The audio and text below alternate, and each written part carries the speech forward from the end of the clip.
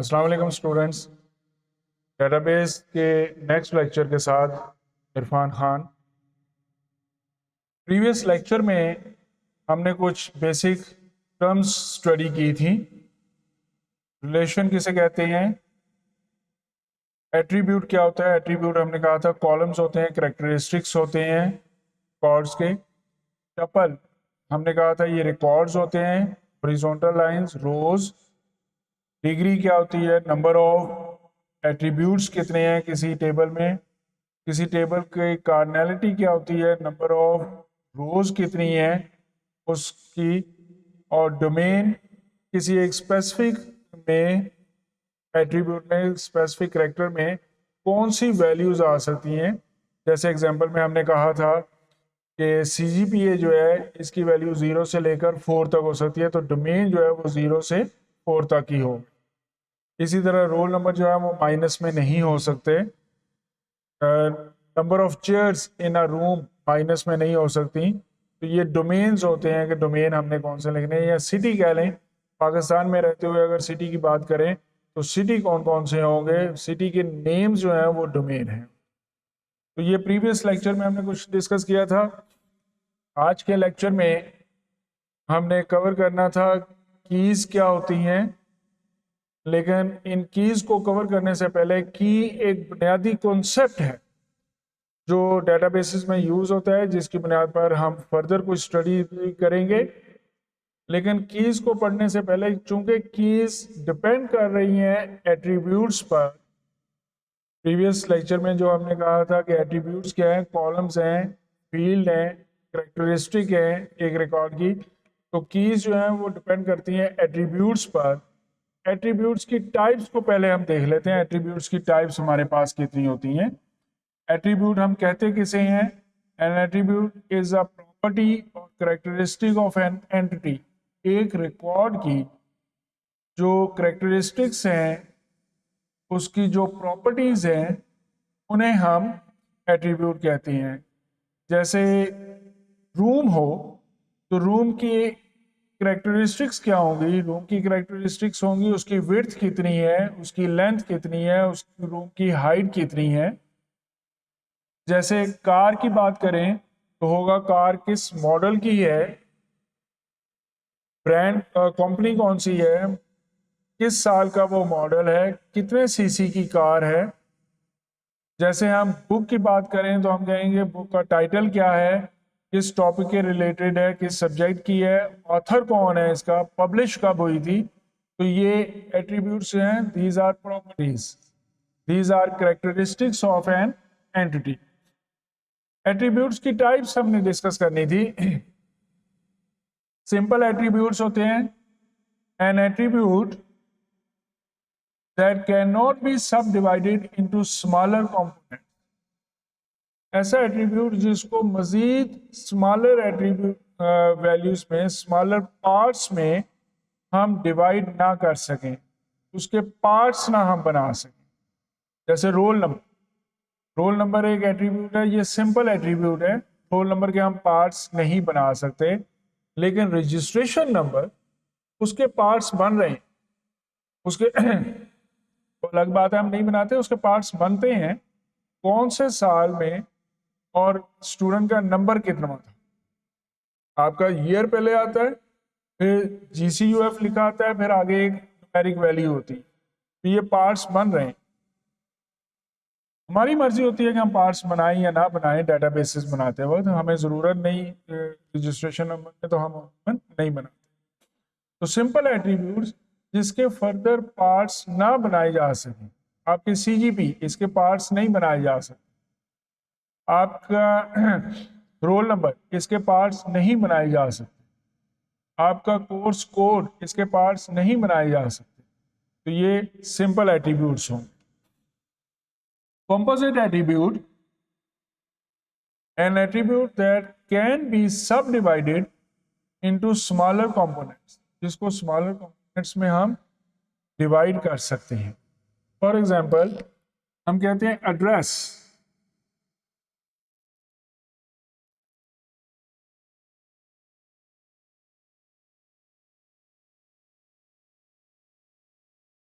Address को further हम divide कर सकते हैं। हाउस नंबर कितना था, हाउस नंबर, मोहल्ला कौन सा है, कॉलोनी कौन सी है, स्ट्रीट नंबर क्या थी, सिटी क्या था। शॉर्टली मैं उसको कह देता हूं कि हाउस नंबर, उसके अलावा स्ट्रीट नंबर भी यहीं पर, दूसरे पार्ट में कॉलोनी या मोहल्ला कौन सा है, और तीसरे पार्ट में सिटी कौन सा है, और अगर फर्दर आप करना चाहते हैं तो फोर्थ पार्ट में आप प्रोविंस कौन सा है। तो ये आप एड्रेस के फर्दर पार्ट्स बना सकते हैं। डेटाबेसेस में स्टोर करते वक्त आपकी मर्जी है, आप इसको एक ही जगह पर सारी इंफॉर्मेशन रख लें, लेकिन अगर आपकी जो आपने उस डाटे से इंफॉर्मेशन रिट्रीव करनी है, जो आपने फर्दर प्रोसेसिंग के लिए आपको चाहिए, अगर वो आपको ये चाहिए कि आप सिटी अलग, मसलन मुझे ये चाहिए कि फैसलाबाद से बिलोंग करने वाले स्टूडेंट्स कौन कौन से हैं, लाहौर से बिलोंग करने वाले स्टूडेंट्स कौन से हैं, तो ये मुझे वैल्यू अलग भी चाहिए, तो फिर बेहतर ये है कि ये हम अलग अलग कॉलम बना लेंगे। हम अपने डॉक्यूमेंट्स में, अपने पेपर पर तो सिर्फ ये लिखेंगे एड्रेस, लेकिन उसके साथ हम शो कर देंगे कि फर्दर पार्ट से इसके ये थे। डेटाबेस में हम 3 कॉलम बनाएंगे एड्रेस के। शॉर्टली हम उसको कहेंगे कि एड्रेस एक एट्रीब्यूट है, ये कंपोजिट एट्रीब्यूट है, इसको फर्दर डिवाइड किया गया तो 3 हिस्सों में डिवाइड कर दिया गया। तो 2 टाइप्स हमने कही। पहली टाइप थी हमारी सिंपल एट्रीब्यूट, जिसको फर्दर हम डिवाइड ना कर सकें पार्ट्स में। दूसरा हमने कहा कंपोजिट एट्रीब्यूट्स, जिसको फर्दर हम स्मॉलर पार्ट्स में डिवाइड कर सकते हैं, that is called composite attribute. Single valued attributes, an attribute that may contain single value, ऐसे एट्रीब्यूट जिसमें सिंगल वैल्यू हो। ये बज़ाहिर इससे मिलता जुलता है जो हमने पहले कहा था सिंपल एट्रीब्यूट, उससे मिलता जुलता है, लेकिन एक कॉन्सेप्ट में थोड़ा सा फर्क आएगा। अभी आप यूं कंसिडर करें ना कि रोल नंबर, इसमें सिंगल वैल्यू आई, किसी चीज की प्राइस सिंगल वैल्यू आएगी, कोई चीज सेल की है तो कितनी क्वांटिटी में की है, सिंगल वैल्यू आएगी। तो जहां पर सिंगल वैल्यूज आएंगी वो सिंगल वैल्यूड एट्रीब्यूट्स कहलाएंगे। एक वैल्यू हो सकती है उसमें, एक से ज्यादा वैल्यूज नहीं हो सकती। इसके मुकाबले में multi valued attributes, multi valued attribute क्या है? An attribute that may contain 2 or more values, जिसमें एक से ज्यादा वैल्यूज हो सकती हैं। सॉरी, इस डेफिनेशन को यूं होना चाहिए, that may contain 1 or more attributes। लाजमी नहीं है कि 2 ही हो, 1 भी हो सकती है, लेकिन 1 से ज्यादा भी हो सकती है। जबकि जो सिंगल एट्रीब्यूट था उसमें सिर्फ 1 वैल्यू हो सकती है, उसमें ज्यादा वैल्यूज नहीं हो सकती। मल्टी वैल्यूड एट्रीब्यूट जो है इसमें ज्यादा वैल्यूज हो सकती हैं। एग्जांपल, मल्टी वैल्यू एट्रीब्यूट की एग्जांपल,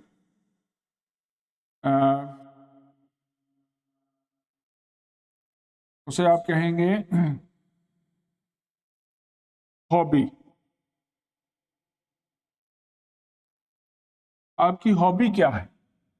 किसी स्टूडेंट की हॉबी क्या है? बुक रीडिंग एक हॉबी है, स्विमिंग दूसरी हॉबी है, बुक रीडिंग एक हॉबी है, बाइक राइडिंग दूसरी हॉबी है उसकी, शूटिंग तीसरी हॉबी है उसकी।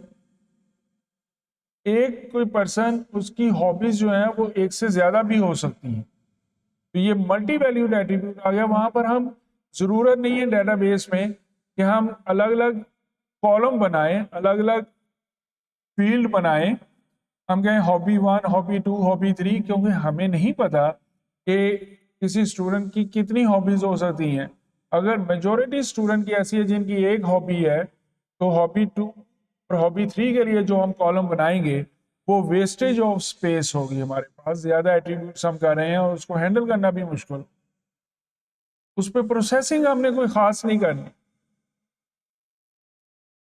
ये जो पार्ट्स थे जिसे हमने कहा था कंपोजिट एट्रीब्यूट, ये वैल्यूज एक से ज्यादा नहीं है। कंपोजिट एट्रीब्यूट जब हम कह रहे हैं तो ये नहीं है कि सिटी 2 लिखे जाए, सिटी की एक ही वैल्यू लिखी जाएगी, वो सिंगल वैल्यूड एट्रीब्यूट ही है। हॉबी में हॉबीज जो है वो एक से ज्यादा हो रही, या कोई और एक एग्जांपल अगर आप ले लेते हैं तो आप फैकल्टी के लिए कि उसकी सब्जेक्ट कौन कौन से हैं, किसी टीचर के सब्जेक्ट्स कौन कौन से हैं, वो कौन कौन से सब्जेक्ट्स पढ़ा सकते हैं। फॉर एग्जांपल मैं अगर अपनी बात करूं, मैं कंप्यूटर ग्राफिक्स का सब्जेक्ट पढ़ाता हूं, मैं डेटाबेसेस का सब्जेक्ट भी आपको पढ़ा रहा हूं, प्रोग्रामिंग का सब्जेक्ट भी मेरा फेवरेट सब्जेक्ट है, कंपाइलर कंस्ट्रक्शन का सब्जेक्ट मेरा फेवरेट सब्जेक्ट है।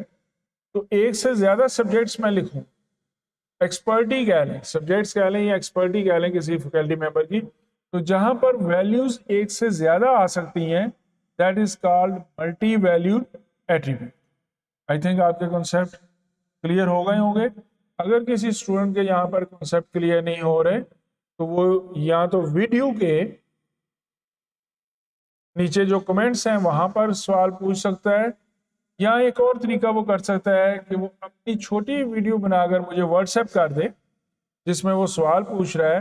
मैं नेक्स्ट लेक्चर में उसकी वीडियो को शामिल करके पहले उसका सवाल दिखा दूंगा और फिर उसका आंसर डिस्प्ले कर दूंगा। तो ये I think learning point of view से ज़्यादा बेटर होगा कि स्टूडेंट एक क्वेश्चन पूछ रहा है, उसकी वीडियो भी नज़र आ रही है और फिर मैं उसका आंसर भी कर रहा हूँ। तो टाइप्स ऑफ एट्रीब्यूट्स हम स्टडी कर रहे थे। हमने कहा simple attribute, composite attribute, single valued attribute, multi valued attributes, ये हमारे पास, और ड्राइव्ड एट्रीब्यूट एक,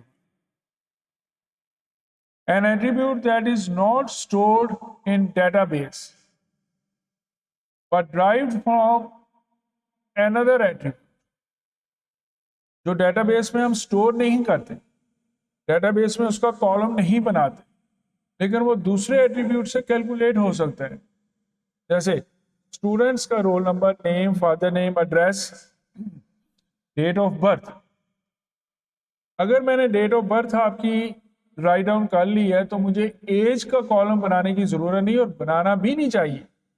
एज के कॉलम में मैं आज आपकी एज लिख देता हूं 18 ईयर, क्या अगले साल मैं सारे स्टूडेंट का फिर डाटा चेंज करूंगा? 18 की जगह 19 करूंगा, 20 की जगह 21 करूंगा, एक साल और चेंज करना पड़ेगा मुझे, ये तो काम बहुत ज्यादा हो जाएगा। तो जब हमने आपकी डेट ऑफ बर्थ स्टोर कर ली है, करंट डेट के एतबार से आपकी एज कैलकुलेट की जा सकती है। एज एक ड्राइव्ड एट्रीब्यूट है जो डेट ऑफ बर्थ और करंट डेट से कैलकुलेट किया जा सकता है।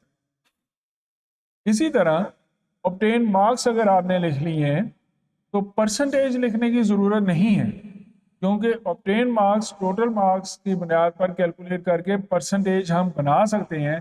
तो परसेंटेज का कॉलम बनाने की ज़रूरत नहीं है, that is an derived attribute. I think ये कॉन्सेप्ट आपके क्लियर हो गए होंगे।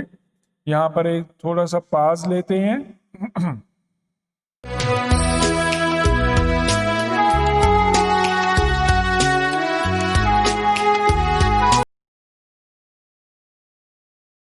जी स्टूडेंट, नेक्स्ट देखते हैं हमारे टॉपिक में कीज।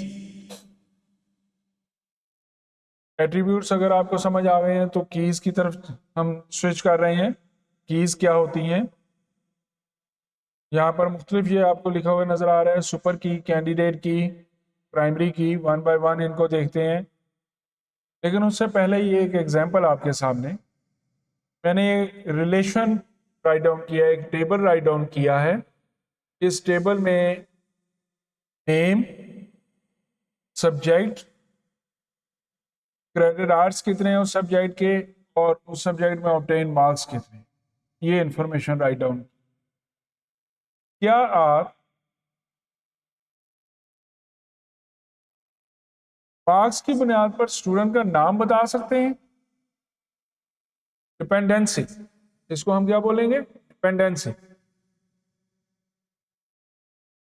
डिटर्मिनेशन का कॉन्सेप्ट, क्या मार्क्स स्टूडेंट डिटरमिन कर सकते हैं कि ये मार्क्स किस स्टूडेंट के हैं?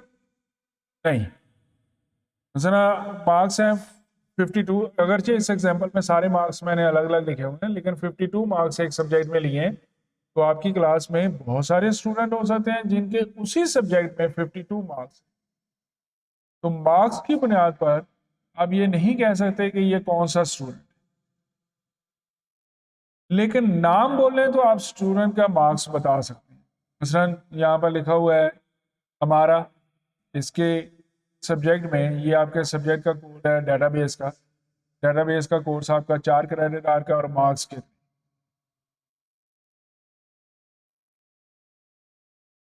इर्तजा, उसके मार्क्स कितने हैं? बुशरा, उसके मार्क्स कितने हैं? हसीब, उसके मार्क्स कितने हैं? लेकिन आप मालूम होगा कि आपकी क्लास में बुशरा नाम के भी 2 स्टूडेंट हैं। मैंने अगरचे फुल नेम नहीं लिखा, फुल नेम लिखूं तो फिर वो ज़रा डिस्टिंग्विश हो जाएगा, लेकिन बुशरा नाम के भी 2 स्टूडेंट हैं आपकी क्लास में, और हसीब नाम के भी 2 स्टूडेंट। तो नाम की बुनियाद पर तो एक प्रॉब्लम और आ जाएगी। अगर उसी नाम का, आप पाबंदी तो नहीं लगा सकते कि एक क्लास में जिस नाम का एक स्टूडेंट आ गया उस नाम का दूसरा स्टूडेंट ना हो। तो नाम की बुनियाद पर मार्क्स डिटरमिन नहीं किए जा सकते, प्रॉब्लम होगी। कोर्स कोड की बुनियाद पर क्रेडिट आर तो हमें पता चल रहा है, credit hour can be determined by course code, या यूं कह लें course code determines credit hour. Course code बोले तो वो क्रेडिट आर हमें पता चल जाएंगे कितने हैं, वो 3 क्रेडिट का कोर्स है या 4 क्रेडिट का कोर्स है, उसमें प्रैक्टिकल पोर्शन है या नहीं है। लेकिन क्रेडिट आर से कभी कोर्स का पता नहीं चल सकता, क्योंकि आपके 3 क्रेडिट आर वाले बहुत सारे कोर्स होंगे, 4 क्रेडिट आर वाले कोर्सेज भी एक से ज्यादा आपके हो सकते हैं। तो क्रेडिट आर की बुनियाद पर आप कोर्स कोड नहीं बता सकते, कोर्स नेम नहीं बता सकते, लेकिन कोर्स कोड की बुनियाद पर आप क्रेडिट आर बता सकते। लेकिन कोर्स कोड की बुनियाद पर आप मार्क्स अगेन नहीं बता सकते, क्योंकि इस एग्जांपल में भी चेक कर लें, एक ही कोर्स कोड लिखा गया है जबकि मार्क्स डिफरेंट। तो कोर्स कोड की बुनियाद पर आप मार्क्स नहीं बता सकते। हाँ, किसी हद तक नेम की बुनियाद पर बता सकते थे, लेकिन वो भी ट्रू नहीं है। तो हमें क्या करना चाहिए? हमें इसमें रोल नंबर शामिल करना चाहिए। अगर इसमें हम रोल नंबर भी शामिल कर लेते हैं तो अब रोल नंबर की बुनियाद पर किसी स्टूडेंट के मार्क्स कितने हैं वो बताना हमें आसान हो जाए। लेकिन इस एग्जाम्पल को और थोड़ा सा एक्सपेंड करता हूं, मैंने दूसरा एक कोर्स भी शामिल कर दिया जो कि आप नेक्स्ट सेमेस्टर में पढ़ेंगे, वो कंप्यूटर ग्राफिक का कोर्स है आपका। अब रोल नंबर 13801, इसके मार्क्स कितने हैं? आपको तो 2 जवाब मिल रहे हैं यहाँ। एक जवाब में कहा जा रहा है इसके मार्क्स 52 हैं, जबकि दूसरी जगह पर कहा जा रहा है कि इसके मार्क्स जो हैं वो 46 हैं। रोल नंबर बोलूं तो क्या आप मार्क्स बता देंगे? नहीं पॉसिबल। इसको जरा मैं राइट डाउन कर दूं कुछ चीज़ों को। पहले प्रीवियस बोर्ड को जरा साफ कर लेते हैं, उसके बाद हम राइट डाउन करते हैं।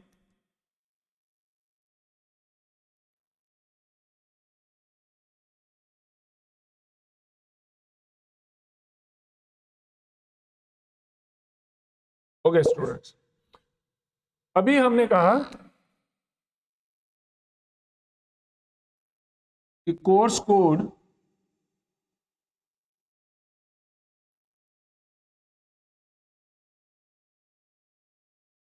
डिटरमिन्स, एरो साइन हमने बनाया, दैट इज कॉल्ड डिटरमिन्स। क्या डिटरमिन करता है? Credit hour. उस कोर्स के क्रेडिट आवर्स कितने हैं? कोर्स कोड डिटरमिन्स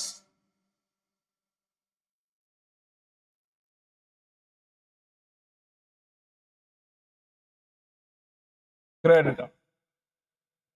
फिर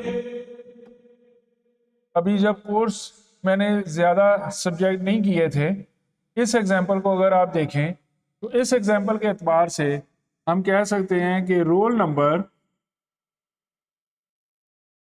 डिटरमाइंस नेम, नेम को डिटरमाइन करता है। रोल नंबर बोलूं तो नेम बताया जा सकता है कि इस रोल नंबर का नेम क्या है। नेम से रोल नंबर नहीं बताया जा सकता, कीप इट इन माइंड। मैं नाम बोलूं, जैसे आपकी एग्जांपल में बुशरा, आपकी क्लास में बुशरा नाम की 2 स्टूडेंट, बुशरा का रोल नंबर क्या है? आप कहेंगे 2 जवाब आप दे रहे हो। जहां पर एक से ज्यादा, एक वैल्यू के अगेंस्ट एक से ज्यादा वैल्यूज नजर आ रही हैं तो वो डिटर्मिनेशन नहीं हो रही। एक वैल्यू बताई गई हो, एक वैल्यू हमें मालूम हो, one value is given, one value is provided, and on the basis of that value you can tell the other values. This is called determination. Roll number की बुनियाद पर नेम बताया जा सकता है। रोल नंबर की बुनियाद पर इस एग्जांपल के तहत जो अभी यहां पर डेटाबेस आपको लिखी हुई नजर आ रही है, मार्क्स बताए जा सकते। क्लियर? लेकिन अगर मैं सब्जेक्ट ज्यादा कर दूं, अब इसी टेबल में मजीद सब्जेक्ट्स भी आ गए। आपके पहले सेमेस्टर में 5 सब्जेक्ट होंगे, दूसरे में 5 या 6 होंगे, तीसरे में होंगे, तो सब्जेक्ट्स तो बहुत सारे आ जाएंगे। अब रोल नंबर की बुनियाद पर नेम तो बताया जा सकता है, लेकिन रोल नंबर की बुनियाद पर मार्क्स नहीं। अब जो एग्जाम्पल मैं लिख रहा हूं उसमें रोल नंबर की बुनियाद पर मार्क्स नहीं बताए जा सकते। नई एग्जाम्पल में हमारे पास हो गया कि रोल नंबर नेम डिटरमिन कर रहा है, लेकिन रोल नंबर जो है वो मार्क्स डिटरमिन नहीं कर। एक रोल नंबर के अगेंस्ट नाम जो है वो एक ही रहेगा, चाहे वो मल्टीपल जगह पर लिखा हुआ है। पहली रो में लिखा हुआ है, पहले रिकॉर्ड में 13801 नेम क्या है हमारा, और फिर 5th रिकॉर्ड पे लिखा हुआ है 13801 नेम क्या है हमारा। नेम एक ही आ रहा है। रोल नंबर डिटरमिन्स नेम, लेकिन रोल नंबर मार्क्स आप डिटरमिन नहीं कर पा। तो फिर क्या होगा? फिर हमें जरूरत होगी कि हम रोल नंबर और सब्जेक्ट कोड, यहां पर जिसको मैं कोर्स कोड लिख गया था, सब्जेक्ट कोड टेबल में उसको जस्ट सब्जेक्ट लिखा हुआ है, ये दोनों चीजें बताएं तो फिर आपको बता सकते हैं कि मार्क्स कितने हैं। किसी स्टूडेंट के मार्क्स अगर आप मालूम करना चाहते हैं तो ये दोनों बातें बताएं, उस स्टूडेंट का रोल नंबर क्या है और किस सब्जेक्ट में आप बात करें। Roll number 13801 subject introduction to computer, marks कितने थे। Roll number 13801 subject programming, marks कितने थे। तो सब्जेक्ट बदलता जा रहा है, यहाँ सब्जेक्ट वही रहे प्रोग्रामिंग, रोल नंबर बदल दे तब भी मार्क्स बदल जाएंगे। ये 2 चीजें प्रोवाइड करेंगे तो मार्क्स बताए जा सकते हैं, वरना मार्क्स नहीं बताए जा सकते। सिर्फ रोल नंबर की बुनियाद पर या सिर्फ सब्जेक्ट की बुनियाद पर मार्क्स को डिटरमिन नहीं किया जा सकता। Is it clear? अगर ये बातें क्लियर हो गई हैं तो डेफिनेशन सारी आपके लिए आसान हो जाएंगी, तमाम डेफिनेशंस आपको आसानी से समझ आ जाएंगी। तो देखते हैं डेफिनेशंस को। अच्छा, एक और तो चेंज कर दी मैंने रजिस्ट्रेशन नंबर भी लिख दिया। अगर इस एग्जांपल में अब मैंने जो रजिस्ट्रेशन नंबर लिखा है वो कंप्लीट रजिस्ट्रेशन नंबर नहीं मैं लिख रहा, स्पेस बचाने के लिए, क्योंकि मुझे बाकी चीज़ें भी इसी बोर्ड पर कवर करनी है। तो स्पेस बचाने के लिए मैंने रजिस्ट्रेशन नंबर आपका कंप्लीट नहीं लिखा, जिसमें आपका ईयर भी आ रहा है, GCUF भी लिखा आ रहा है। मैंने सिर्फ वो आखिरी लिख दिया है कि कौन सा है। अगर इस एतबार से अभी आप देखें, अगेन यहाँ पर एग्जाम्पल में आप कह सकते हैं कि जी हाँ, रजिस्ट्रेशन नंबर और सब्जेक्ट,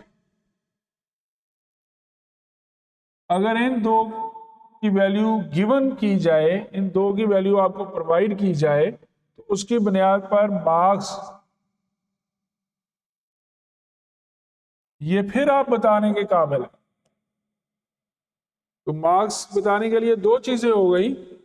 मार्क्स बताने के लिए ये भी हो सकता है कि रोल नंबर और सब्जेक्ट बताया जाए, या मार्क्स बताने के लिए ये भी हो सकता है कि रजिस्ट्रेशन नंबर और सब्जेक्ट बताया। इसी तरह जैसे यहां पर था रोल नंबर से नेम बताया जा सकता है। आल्सो सॉरी, स्लाइड के नीचे जा रहा है, यहां पर नीचे लिख देता हूं, इसका कॉन्सेप्ट इसके साथ यहां पर मैच कर देते हैं। रोल नंबर से नेम बताया जा सकता था, तो रजिस्ट्रेशन नंबर से भी नेम बताया जा सकता है। अगर रजिस्ट्रेशन नंबर मालूम हो तब भी नेम हम कैलकुलेट बता सकते हैं, डिटरमिन कर सकते हैं कि नेम क्या हो। क्लियर ये कॉन्सेप्ट? ओके, डेफिनेशंस की तरफ आते हैं। सुपर की, और इज सुपर की, अगरचे ये इंपॉर्टेंट नहीं है इतना, लेकिन डेफिनेशन की हद तक आपको पता हो। और सुपर की किसी हद तक स्टूडेंट को बाज़ कंफ्यूज भी करता है इस स्टेज पर। जब थोड़ी सी आपकी प्रैक्टिस हो जाएगी फिर आपको क्लियर हो जाएगा कि सुपर की क्या होती है। सुपर की एन एट्रीब्यूट और combination of attribute.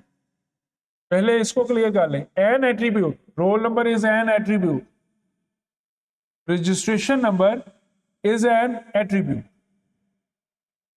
An attribute और combination of attributes, roll number plus subject, registration number plus subject, combination of attributes that identifies a tuple। tuple किसको कहा था? रिकॉर्ड को, हॉरिजॉन्टल लाइन को, रो को। that identifies a tuple uniquely, जो ऐसा attribute या combination of attribute, set of attributes जो किसी रिकॉर्ड को यूनिकली डिटरमिन कर रहे हैं। रोल नंबर एक रिकॉर्ड को यूनिकली डिटरमिन करेगा अगर सब्जेक्ट आपके पास ज्यादा नहीं है। लेकिन अगर आपके पास सब्जेक्ट ज्यादा है, जैसे इस एग्जांपल में था, सब्जेक्ट ज्यादा है, तो रोल नंबर जो है वो मार्क्स को डिटरमिन नहीं कर रहा, रिकॉर्ड को भी डिटरमिन नहीं कर रहा। रोल नंबर चेक करें 13801, इस रोल नंबर की बुनियाद पर फर्स्ट रिकॉर्ड है आपका एक, और एक आपका फिफ्थ रिकॉर्ड। फिफ्थ रिकॉर्ड में सब्जेक्ट कोड भी बदल गया और क्रेडिट आर भी बदल गए और मार्क्स भी बदल गए। तो रोल नंबर रिकॉर्ड को, रो को, टपल को, हॉरिजॉन्टल लाइन को यूनिकली आइडेंटिफाई नहीं कर रहा। बस केसेस में हो भी सकता है कि वो कर रहा हो, टेबल ऐसे बने हमारे, लेकिन इस एग्जांपल में नंबर डिटरमिन नहीं कर रहा, ना रजिस्ट्रेशन नंबर कर रहा है, उसके साथ कुछ और मिलाना पड़। लेकिन अगर उसके साथ कुछ और भी मिलाया, रोल नंबर प्लस सब्जेक्ट ये मिला लिया, या रजिस्ट्रेशन नंबर प्लस सब्जेक्ट इसको मिला लिया, तो ये एक सुपर की है। लेकिन इसके साथ मजीद भी मिला रहे, रोल नंबर सब्जेक्ट नेम या रजिस्ट्रेशन नंबर सब्जेक्ट नेम, ये तीन चीजें ये भी रिकॉर्ड को यूनिकली आइडेंटिफाई करेंगे। Roll number, subject, name, credit hour, ये भी रिकॉर्ड को यूनिकली आइडेंटिफाई करेंगे।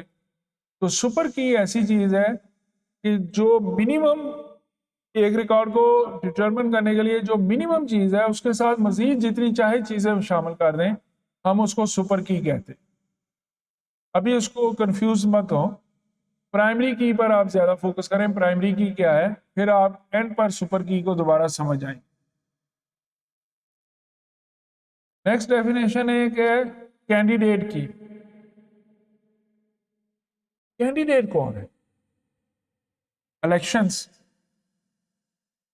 एक जगह से एक से ज्यादा कैंडिडेट्स इलेक्शन के लिए मौजूद हैं। पीटीआई का कैंडिडेट भी है, पीपल्स पार्टी का कैंडिडेट भी है, नून लीग का कैंडिडेट भी है। These are candidates. इनमें से सिलेक्ट कौन होगा? एक सिलेक्ट हो। किसी क्लास में सीआर बनने लगा है, सीआर के कैंडिडेट्स एक से ज्यादा हो सकते हैं, एक से ज्यादा सीआर के कैंडिडेट्स हो सकते हैं, में से सीआर कौन बनेगा? वो एक बने। सिलेक्ट किसको किया जाएगा? एक को सिलेक्ट किया जाए। अगर ज्यादा है ही नहीं, एक ही है तो फिर वही हो गया, लेकिन अगर एक से ज्यादा है, एक को सिलेक्ट किया जाए। कैंडिडेट क्लियर हो गया? A candidate key is a specific type of field, is a specific type of attribute that can identify each unique record individually of any other data। कोई और डाटा शामिल किया गया है, सुपर की में और डाटा भी शामिल हो, name, roll number, roll number और नेम, नंबर और नेम मिलकर मार्क्स बता रहे हैं, लेकिन नेम जरूरी नहीं था, नेम निकाल दें, अकेला रोल नंबर भी मार्क्स बता सकता है। तो ये कॉन्सेप्ट यहां पर है। कैंडिडेट की ऐसी की जो यूनिकली आइडेंटिफाई कर सके, जैसे हमारी एग्जांपल जिसमें रिकॉर्ड ज्यादा थे, जिसमें सब्जेक्ट ज्यादा थे, उसमें मार्क्स बताने के लिए दो कैंडिडेट कीज हैं, role number plus subject a candidate की, रजिस्ट्रेशन नंबर प्लस सब्जेक्ट दूसरी कैंडिडेट की। ये दो कैंडिडेट कीज हैं जो हमें मार्क्स यूनिकली बता सकती हैं, जो उस रिकॉर्ड को यूनिकली आइडेंटिफाई कर सकती हैं। लेकिन इसमें से जिसको हम सिलेक्ट कर लें, अ प्राइमरी की इज अ कैंडिडेट की that is selected by the database administrator, database designer to identify tuples uniquely। Candidate keys में से डेटाबेस बनाने वाला जिसको सिलेक्ट कर ले, अगर मैं आपकी डेटाबेस बना रहा हूं तो मेरी मर्जी है, मैं रजिस्ट्रेशन नंबर और सब्जेक्ट को कह दूं कि ये प्राइमरी की होगी, या रोल नंबर और सब्जेक्ट को कह दूं ये प्राइमरी की होगी। ये मैंने सिलेक्ट करना है, डेटाबेस डिजाइनर, डेटाबेस बनाने वाला वो सिलेक्ट करेगा कि अगर एक से ज्यादा कैंडिडेट्स हैं तो इसमें से सिलेक्ट किसको करें, जिसको सिलेक्ट करेंगे दैट विल बी प्राइमरी की। कुछ डेफिनेशंस लिखी हुई है, ये डेफिनेशंस मजीद भी आप देख सकते हैं। मैं अभी टाइम बचाने के लिए इनकी रीडिंग नहीं करूंगा, मैं सिर्फ कॉन्सेप्ट आपको दे रहा हूं। अल्टरनेट की, जब एक से ज्यादा कैंडिडेट कीज थी, इनमें से एक को तो प्राइमरी की के तौर पर सिलेक्ट कर लिया, तो जो बाकी बच गई हैं 2000 called alternate keys. The candidate keys that are not selected as primary key are known as alternate keys. बहुत कम टर्म ये यूज होती है, ज्यादा जो टर्म हमारे पास यूज होगी, टर्मिनोलॉजी की जरूरत होगी, वो होगी प्राइमरी की क्या है। ना कैंडिडेट की इतनी ज़रूरत पेश आती है हमें काम करते वक्त, ना सुपर की डेफिनेशन की इतनी ज़रूरत पेश आती है, ना अल्टरनेट की इतनी ज़रूरत पेश आती है। ज़्यादा ज़रूरत जो पेश आती है वो किसकी है? प्राइमरी की कौन सी। फिर नेक्स्ट है हमारे पास कंपोजिट की। ये प्राइमरी की एक special type, a primary key that consists of two or more attributes। देखें, रोल नंबर नेम को डिटरमिन कर रहा है, ओके। इससे प्रीवियस एग्जांपल जिसमें सब्जेक्ट हमने कम लिखे थे, रोल नंबर नेम को और मार्क्स को डिटरमिन कर रहा है, दो चीजों को डिटरमिन कर रहा है, ठीक है। जब हमने कहा था सब्जेक्ट ज्यादा हो गए हैं, फिर हमने कहा था रोल नंबर नेम को डिटरमिन कर रहा है, लेकिन पूरे रिकॉर्ड को डिटरमिन करने के लिए रोल नंबर और सब्जेक्ट दोनों चाहिए। तो प्राइमरी की अगर एक से ज्यादा एट्रीब्यूट्स पर मुश्तमिल है, वो प्राइमरी की जिसमें एक से ज्यादा एट्रीब्यूट यूज हुए हैं रिकॉर्ड को यूनिकली आइडेंटिफाई करने के लिए, उसको कंपोजिट प्राइमरी की या कंपोजिट की या कंपोजिट प्राइमरी की कहते हैं। शॉर्टली प्राइमरी की भी कह लेंगे, लेकिन वो एक स्पेशल टाइप है कंपोजिट प्राइमरी की। प्राइमरी की ऐसी टाइप है कि जिसमें एक से ज्यादा एट्रीब्यूट्स शामिल हों। फॉरेन की, a foreign key is an attribute or set of attributes in a table that refers to a primary key। अगर कोई दूसरे टेबल में वही एट्रीब्यूट यूज हो रहा है जो एक टेबल में प्राइमरी की के तौर पर है, एक टेबल में वो एट्रीब्यूट प्राइमरी की के तौर पर है और वो दूसरे टेबल में भी मौजूद है, तो दूसरे टेबल में उसको बोलेंगे फॉरेन की। रोल, अगर एक टेबल में आपकी प्राइमरी की थी रोल नंबर और रोल नंबर आपका दूसरे में भी मौजूद है, तो वहां पर वो क्या होगा, एज ए फॉरेन की हो। तो जब हम इस पर मजीद डाटे को लेकर एग्जांपल्स को डिस्कस करेंगे तो इंशाल्लाह ये कॉन्सेप्ट आपको मजीद क्लियर हो जाएगा। आज के लेक्चर के लिए इतना काफ़ी है। Thank you students.